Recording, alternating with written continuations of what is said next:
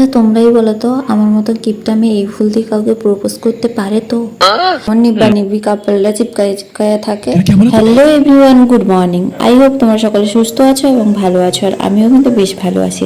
আর আজকে একটা নতুন টিউটোরিয়াল ভিডিও নিয়ে চলে এসেছি, সেটাও আবার এইরকম পেপার ফ্লাওয়ার ক্রাফট। তো দেরি না করে welcome back to my channel and চলো ডিরেক্ট ভিডিওতে যাওয়া যাক। তো প্রথমে আমি এখানে কয়েক কালারের পেপার নিয়ে নিয়েছি, যেমন পিঙ্ক, রেড আর তোমাদের কালার যেরকম কালার আছে সেরকম নিয়ে নেবে। আমরা এখানে 5টা কালার নিয়ে নিয়েছি। তো চলো সব রকম সরঞ্জামও নিয়ে নিয়েছি। কী কী নিয়েছি সেটা তোমরা নিশ্চয়ই দেখা লইছো। তো চলো এবার ভিডিওতে মেন টপিকে ফিরে যাক।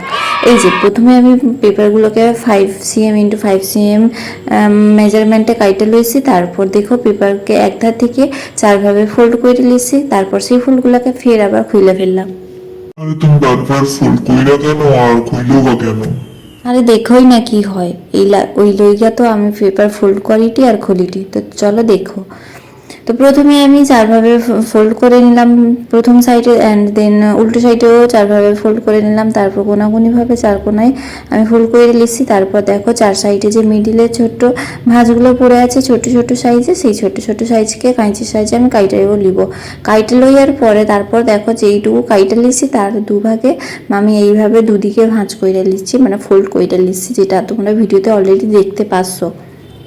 তো আমার মতোই ফোল্ড করবে, বেশি নাড়ছাড় করবে নি, তাহলে যাবেই, ফুলের বদলে আর কিছু হয়ে যাবে হয়তো।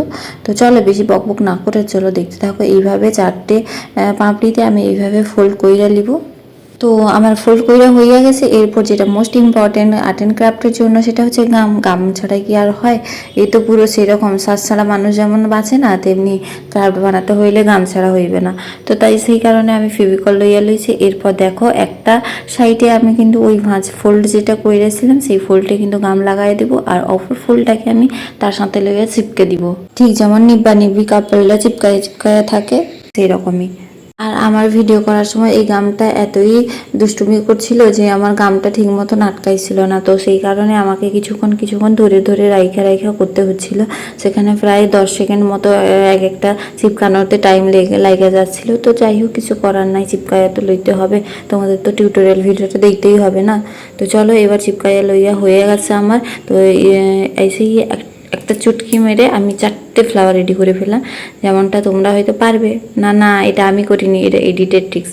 তো চলো এরপর সেগুলোকে সাইড করে নিয়ে নিলাম একটা সবুজ কালারের A4 পেজ। সেখান থেকে আমি এইভাবে 3 cm করে মাপটা নিয়ে স্কেলের সাহায্যে 3 × 21 কাইটা লইলাম। তো তারপর কাঁচিকের সাহায্যে ওটাকে দাগ কাইটা লিব, স্কেলের সাহায্যে দাগ কাইটা নিলাম অ্যান্ড কাঁচির সাহায্যে পেপারটাকে কাইটা লিব।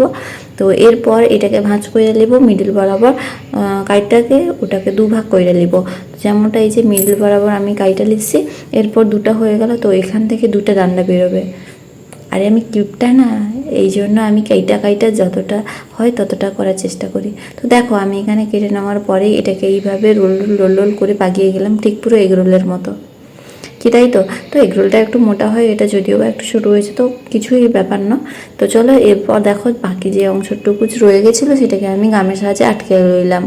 এরপর যেটা করতে লাগবে সেটা হচ্ছে এর মাথায় পুরো চলে আসতে হবে, আর কাঁচিটাকে ডান হাতে তুলে নিতে হবে। তারপর এই কাঁচের সাহায্যে সরু করে 3টা পাটে কাইটা নিতে হবে, যেরকম আমি কাইটা নিচ্ছি। তারপর দেখো এগুলোকে শুইয়ে দিতে হবে, যেগুলো দাঁড়িয়ে আছে এগুলোকে শুইয়ে দিতে হবে। তারপর এখানে আবার গাম দিয়ে এটাকে চিপকাবো। তো হয়ে গেছে গাম লাগানো। তো এরপর আমি ফ্লাওয়ার একটা তুইলা নিব, আর ফ্লাওয়ারটাকে খুব সাবধানে আস্তে করে লাগাইতে হবে, কারণ পাতলা পেপার আর এটাও সরু ডান্ডা বানাইছি, যেহেতু আমি গিফটে বেশি পেপার তো আমি দিব না। তো কম জিনিসে ভালো জিনিস কীভাবে তৈরি হয় সেটাই তোমাদেরকে আজকে ভিডিওতে দেখাবো। তো এই কারণে আমি ছোট্ট একটা ডান্ডা করে নিয়েছি শুরু করে, তারপর লাগাইও দিচ্ছি। দেখো খারাপ লাগতেছে না, বেশ সুন্দর লাগছে। এরকম করে আমি 4টে 5টা করে বানিয়ে দিচ্ছি, তোমরা এর থেকেও বেশি বানিয়ে নিতে পারো। আচ্ছা তোমরাই বলো তো আমার মতো গিফট আমি এই ফুল দিয়ে কাউকে প্রপোজ করতে পারে তো? আমি তো ওর লগেই বানাইছি, কাউকে প্রপোজ করবো তো ওর লগেই বানাইছি। তো চলো এরপর দেখো আমি এবার পাতা বানাই ফেলবো। পাতাও ওই হাফ কাগজেই আমি কাজ চালাই দিব। দেখো ছোট ছোট পাতা করবো। আর এখানে প্রথমে একটা ছোট্ট ফোল্ড করে নেব, আর ফোল্ড করার পরে একটা পাতার শেপ ড্রয়িং করে নিব। তারপর আমি কাটতে গেছিলাম কিন্তু কাটতে নিয়ে আমার মাথায় আর একটা বুদ্ধি বেরোলো যে আমি একটা একটা কেন করবো, একসাথে আমি অনেকগুলোই বার করতে পারবো। তো এই কারণে আমি হাতের সাহায্যে ভালো করে ইকুয়াল মানে এই পাশ সে পাশে সমানভাবে ভাঁজ কইরা নিলাম। ভাঁজ কইরা নেওয়ার ফলে এখানে আমার 4টে থেকে 5টা পাতা বের হয়ে আসবো। তো এরপর ভালো করে ভাঁজ করে নেওয়ার পরে যে পাতার শেপটা ড্রয়িং করেছিলাম সেই পাতার শেপ বরাবর আমি কাঁচির সাহায্যে কাইটে লইব। বাপরে বাপ, এই ছোট ছোট জিনিসগুলো কাটতে যা কষ্ট হয়, কষ্ট নয় একটু ধরে থাকতে কষ্ট হয়, নখগুলাই ঠিক ব্যথা হয়ে যায়। তো দেখো এখানে আমার 4 থেকে 5টা কিন্তু পাতা অলরেডি কাইটা হয়ে গেছে। তো এগুলোকে খুইলা দেখবো কেমন পাতার শেপ হয়েছে নাকি অন্য কিছু হয়ে গেছে। তো খুলে দেখতেছি না ঠিকই আছে মোটামুটি, বেশি কিছু ডিফারেন্স নেই, ঠিক পাতার মতোই লাগতেছে, বাট একটু ছোট ছোট হয়েছে। ঠিক আছে, কিপটা মানুষ যতটুকু হয়েছে হয়েছে, তো কোনো ব্যাপার না। আমি আবারও অনেকগুলো পাতা বানাই লিছি। তারপর এটাকে রিয়েলিস্টিক করার জন্য কাঁচির সাহায্যে একটা হাতে ধরবো আর একটা হাতে হালকা করে টান মারবো, কিন্তু খুব জোরে না, খুব জোরে হলে ছিঁড়া হাতে চলে আসবে। তো এটাই হচ্ছে কথা। তো সেই কারণে আস্তে আস্তে ধরে টান মারতে হবে, দিলে পাতাগুলো একটু ফোল্ড হয়ে যাবে যাতে রিয়েলিস্টিক লাগে।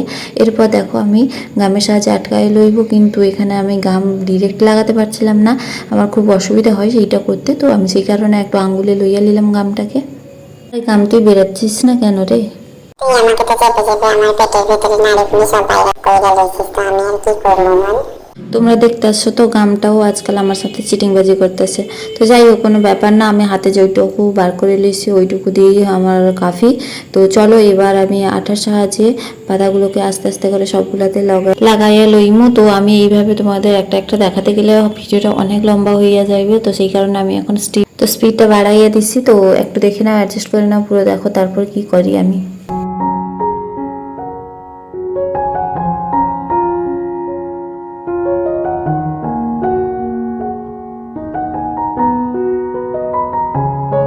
ওয়াও, কি সুন্দর লাগতেছে! আমি তো ভাবি নাই যে এত সুন্দর হইয়া যাইব।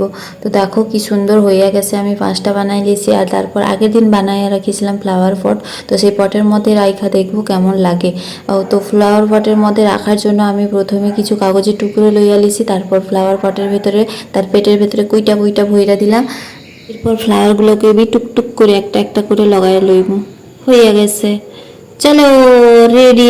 মা কি করতেছি ভিডিওতে। তো যাই হোক, বাদ দাও সবগুলো। তো এখন দেখো কেমন হয়েছে, আর আমার ফ্লাওয়ার পটের সাথে আমার অরিজিনাল ফ্লাওয়ারটাও কেমন লাগতেছে সেটা কমেন্ট করে জানাতে একদম ভুলো না। ব্যাস গেল পড়ে। তো তারপর তুলে এনে আমি আবারও একটু ক্লিপ নিয়ে নিলাম। তোমাদের কেমন হয়েছে তোমরা কমেন্টে জানাতে পারো।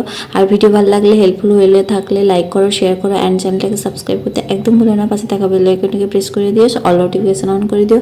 টাটা বাই বাই, দেখা হবে নতুন একটা দিনে নতুন একটা ভিডিওর সাথে। সবাই ভালো থাকবেন, সুস্থ থাকবেন, আর সবাইকে ভালো রাখার চেষ্টা করবেন। By everyone, tata.